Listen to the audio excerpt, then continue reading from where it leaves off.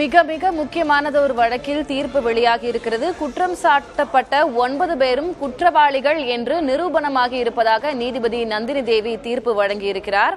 கூட்டு பாலியல் வன்கொடுமை நிரூபணமாகியுள்ளது என்று தனது தீர்ப்பில் அவர் கூறியிருக்கிறார். சட்டப்பிரிவு 366D படி கூட்டு பாலியல் வன்கொடுமை செய்யப்பட்டது உறுதியாகி இருக்கிறது. எனவே இவர்கள் 9 பேரும் குற்றவாளிகள் என்று தீர்ப்பு வழங்கியிருக்கிறார் நீதிபதி நந்தினி.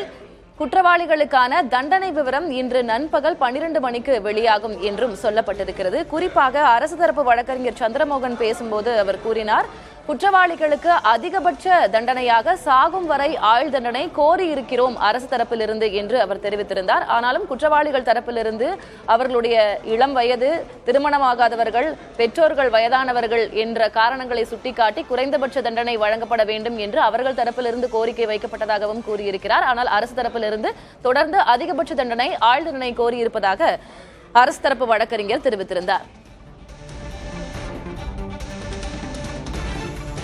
கோவையிலிருந்து நமது செய்தியாளர் பிரவீன் இணைந்திருக்கிறார். அவருடன் மாதர் சங்க நிர்வாகிகளும் உடன் இருக்கிறார்கள். பிரவீன், களத்தில் இருக்கிறீங்க நீங்க. தீர்ப்பு வெளியாகி இருக்கிறது. தொடர்ந்து மாதர் சங்கம் இதற்காக குரல் கொடுத்து வந்தார்கள். அவர்களுடைய பங்கும் இந்த கேஸ்ல அளப்பரியது.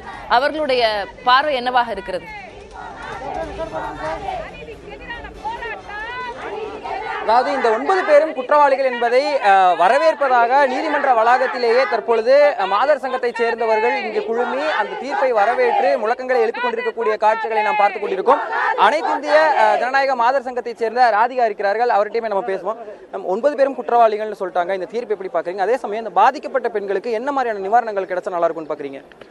2019ஆம் ஆண்டு பொள்ளாச்சியில் நடைபெற்ற இந்த சம்பவம் இளம் பெண்களை பாலியல் ரீதியாக, குறிப்பாக கூட்டு பாலியல் பலாத்காரம் செய்த சம்பவம் தமிழகம் முழுவதும், இந்தியா முழுவதும் மிகப்பெரிய அதிர்வலைகளை ஏற்படுத்தியது. அன்றைக்கு இருந்த ஆட்சியாளர்கள், காவல்துறையினர் குற்றவாளிகளுக்கு ஆதரவான மனோநிலையோடு செயல்பட்டார்கள்.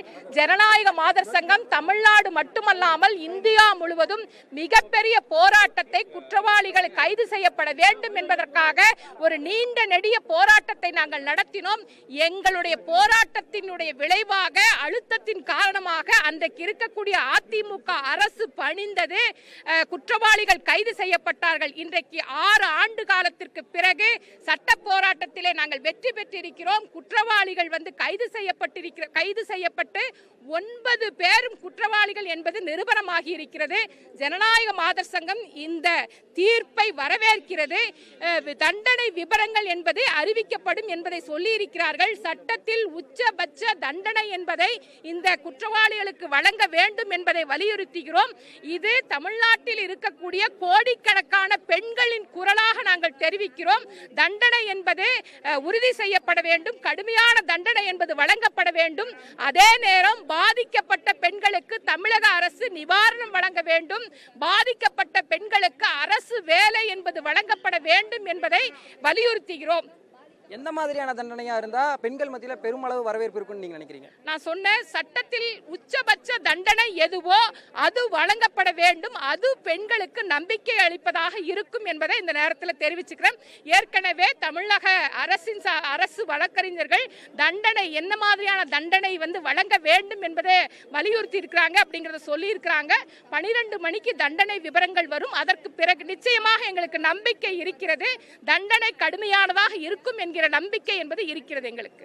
சட்டத்தில் இருக்கக்கூடிய உச்சபட்ச தண்டனை என்பதே இந்த 9 குற்றவாளிகளாக அறிவிக்கப்பட்டவர்களுக்கும் கொடுக்க வேண்டும் என்பதே மாதர் சங்கங்களின் கருத்தாக இருக்கிறது. திலகவதி, உங்களுடைய கலந்துரையாடலுக்கு நன்றி பிரவீன்.